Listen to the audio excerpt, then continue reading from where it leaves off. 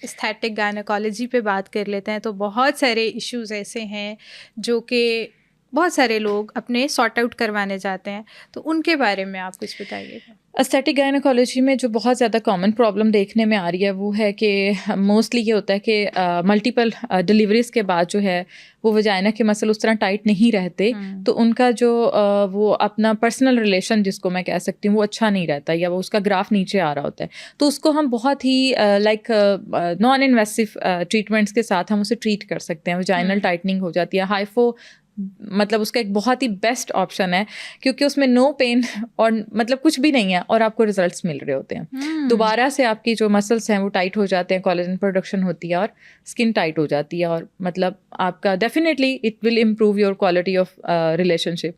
तो ये है। और इसके अलावा बहुत सारे लोग पूछते हैं कि ब्रेस्ट साइज इंक्रीज़ और डिक्रीज़ दोनों चीज़ों पे हम कर सकते हैं। तो इंक्रीज़ करने में मैं हमेशा रिकमेंड करती हूँ बजाय इसके कि हम उस पे जाएं, इम्प्लांट्स पे जाएं, क्योंकि वो बहुत कॉमनली कैंसर कॉजिंग आ रही है उसके अंदर। और उसकी बजाय आप फिलर्स पे चले जाएं।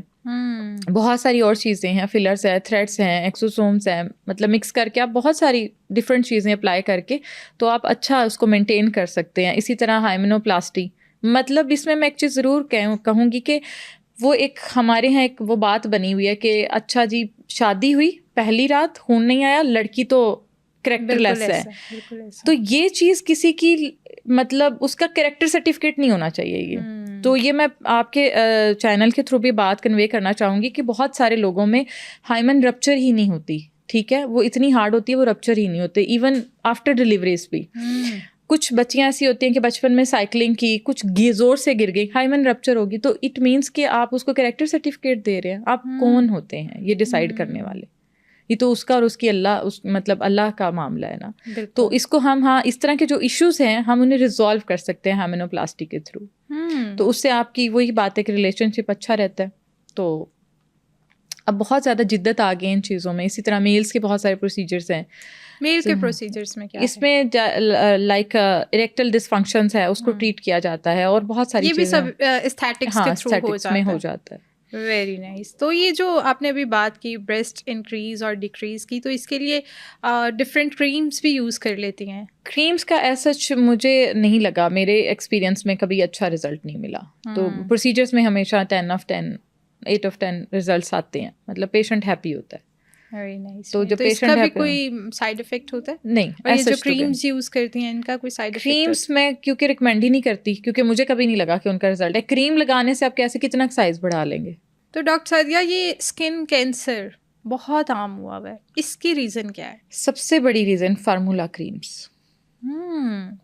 वही बात है कि वो आपकी natural protective layer peel of हो गई, हर चीज़ आपकी स्किन पे लग रही है, और जो लग रही है वो पहले से ज़्यादा जो बैरियर था स्किन का ख़त्म हो गया, अब वो लिवर तक जा रही है। मेरी अपनी ज़ाती मैं एक्सपीरियंस शेयर करती हूँ। मेरी कज़न को ब्रेस्ट कैंसर हुआ, तो आई वेंट टू मीनार, और मुझे ये था कि बहुत ज़्यादा कॉमन जो कैंसर है ब्रेस्ट कैंसर और लिवर कैंसर है। लेकिन जब मैंने वहाँ बात की जो रेडियोथेरेपी कर रही थी, मैंने कहा यार कौन सी कैंसर कॉमन है, तो शी सेड स्किन कैंसर। तो हम दुनिया में बहुत ही फ्रंट लाइन पे हैं स्किन कैंसर में, लेकिन हमें इस पे काम करना चाहिए। तो इसीलिए मैं ये कहती हूँ कि यार सदका जारिया, please stop these formula creams. अच्छा, जिन्होंने अब अपनी स्किन ख़राब कर ली, मतलब जिन्होंने ये क्रीम्स यूज़ कर ली हैं, उन्होंने अपनी स्किन डेड कर ली है बिल्कुल, अब वो क्या करें? अब वही बात है कि वो अच्छे कंसल्टेंट को जो है वो कंसल्ट करें, अच्छी चीज़ें अप्लाई करें, अच्छे प्रोसीजर्स लें, तो हम कुछ ना कुछ बेहतरी ले आते हैं, काफ़ी हद तक चीज़ें बेहतर हो जाती हैं। तो क्या दोबारा से बिल्कुल ठीक हो सकती है स्किन? हो जाती है।